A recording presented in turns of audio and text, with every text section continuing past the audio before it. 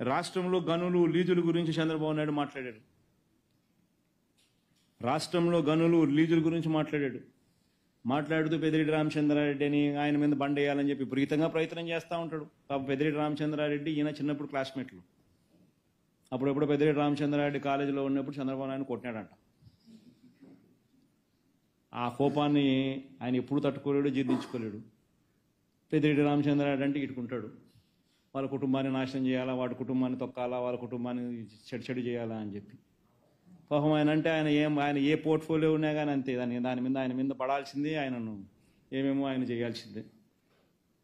నిజంగా ఎంత అడ్డుగోలు ఆరోపణలు అంటే ఇది. దశాబ్దాలుగా గనులకు సంబంధించిన విషయానికి వస్తే, దశాబ్దాలుగా ఈ గనులను దోచుకుని అడ్డగోలుగా సంపాదించింది ఎవరు? 2018 ఈ మైనర్ అండ్ మేజర్ ఖనిజాల కారణంగా, మైనర్ అండ్ మేజర్ మినరల్స్ కారణంగా 2018-19 చంద్రబాబు నాయుడు చివరి సంవత్సరంలో ఆదాయం ఎంత రాష్ట్ర ప్రభుత్వానికంటే 2210 crores, 2200 కోట్లు. ఈరోజు 2023-24లో మేజర్ అండ్ మైనర్ మినరల్స్ శాఖకు 4000 కోట్ల ఆదాయం.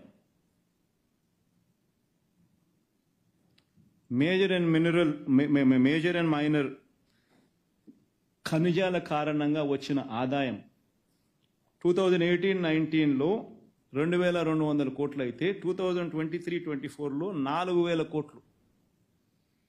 ఆదాయం 2200 కోట్ల నుంచి 4000 కోట్లకు పెంచితే కరప్షన్ జరుగుతుందా?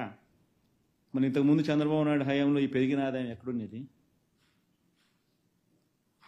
మాట్లాడేసరికి ఆలోచన ఉండాలి.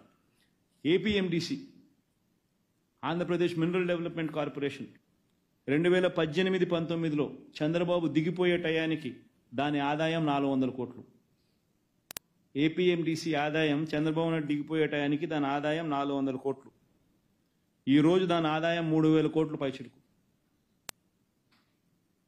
ఏపీఎండిసి ఆదాయం ఈరోజు 3000 కోట్లు పైచిలుకు 2023-24. ఆయన హయాం దిగిపోయే టయానికి 400 కోట్లు, 23-24 టయానికల్లా 3000 కోట్లు దాటింది. ఎక్కడ మనం మాట్లాడుతున్నాము? ఆరోపణలు చేసేసరికి ఏదైనా లాజిక్ ఉండాలా, ఏదైనా రీజన్ ఉండాలా? వైట్ పేపర్ అంటాం, అబద్ధాలు చెప్తాం. ఎంత మటుకు ధర్మం ఇది? ఏమంటే పెద్దిరెడ్డి రామచంద్రారెడ్డి మంత్రి, ఆయన మీద పడతాయాలి. ఏమన్నా పద్ధతి? ఇది ఏమన్నా చేసే ఆలోచన?